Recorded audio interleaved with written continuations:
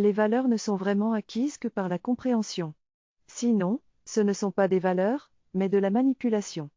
Les valeurs mènent à l'âme, la réelle valeur c'est le retour à soi qui amène le changement et la transformation. Si c'est la réelle valeur que l'on recherche, tout le monde devrait travailler sur soi. Être une personne de valeur, homme ou femme de valeur, ça ne veut rien dire, c'est de l'attrape-nigo. Pour être réellement authentique, il faut être l'authenticité, toujours un travail de tous les jours qui doit venir de l'intérieur. Je comprends qu'il faut avoir un dévouement à la qualité, être crédible en partageant son histoire, avoir un héritage à transmettre, une persistance de style unique et un sens du sacré et de la pureté pour évaluer l'authenticité d'un produit.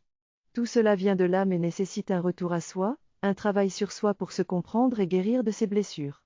C'est ainsi que l'on peut créer quelque chose de vrai, de durable et d'authentique. Je suis constamment en mode de mécanisme de défense en raison de mes traumatismes, ce qui m'empêche de vivre une vie authentique et naturelle. Cette peur sous-jacente me pousse à me conformer à la vulgarité et à la familiarité plutôt qu'à prendre des risques et à expérimenter de nouvelles choses. Lorsque je n'ai pas de connexion avec moi-même, je m'identifie à des choses comme mes diplômes pour me définir plutôt que de reconnaître ma propre valeur interne. Mais la valeur ne vient pas des diplômes ou de l'extérieur, elle vient du travail que je fais pour me connecter à moi-même. Si je cherche l'approbation des autres, je suis comme un tonneau vide qui fait du bruit.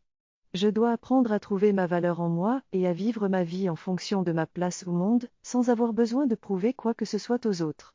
Il ne faut jamais mentir à la vie car elle me rappellera toujours la vérité.